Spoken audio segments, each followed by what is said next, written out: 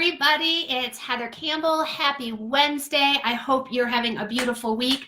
Today, I'm going to be talking, I told you it's party season. And one of the things that I learned in my coaching community is they're always like, think about the number one thing that people ask you when you're at a party and use that like to, create information that people might be interested in hearing. And the number one thing that people ask me about is social media.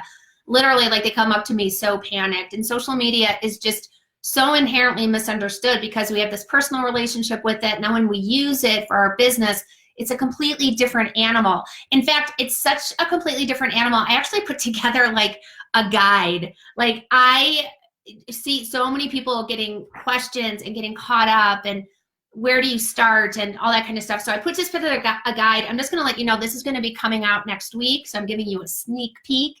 So act surprised if you get a link to get this. It's completely free, but it includes my 7 top tips to help people like where they get stuck with social media. And this is before you even think about advertising on social.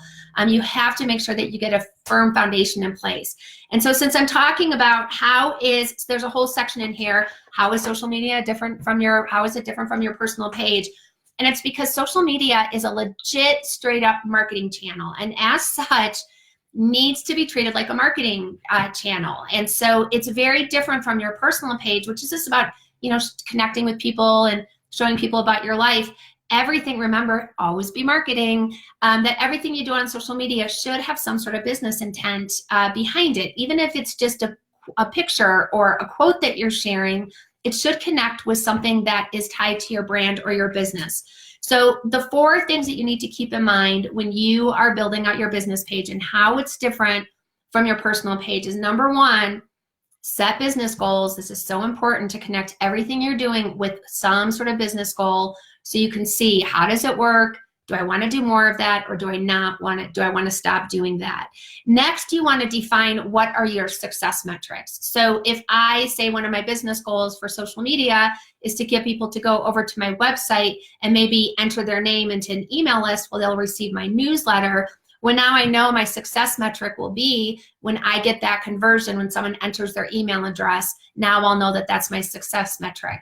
If I know I just want someone to watch a video, I'm going to log in and I'm going to say, okay, I want them to watch, X percentage of my video. So always have some sort of metric to measure against. And if you cannot come up with a metric, I'm telling you, just set that tactic aside, because if you really cannot measure it from a marketing perspective, you are just doing stuff. So you want to make sure you're always able to just connect it with some sort of intentional business goals and a metric.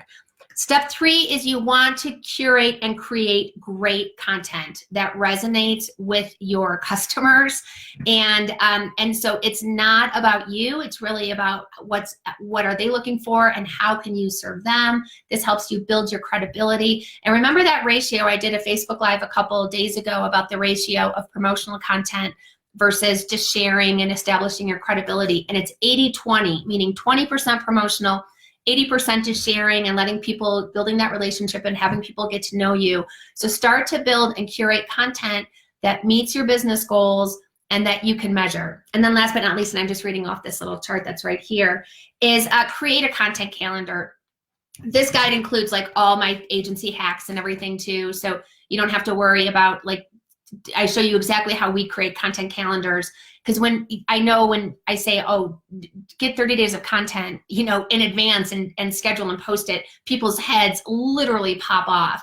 But there's many, many easy ways to collect, curate, and schedule content. Seriously, you can do it. I watch Red Zone every Sunday, and I will do content curation and content calendar scheduling. It takes me less than an hour to do a full month. So those are my big keys for today. Your business page on social media is very, very different from your personal page. So remember, number 1, you want to make sure that you attach it to business goals, that you have measurable metrics, that the content is supporting your business goals and is measurable, and that you're managing it all like big view content calendar. Now, I will be releasing this little guide. It's sort of big, but there's you can cruise through it again. But there's so much good information. I'm going to be launching it next week.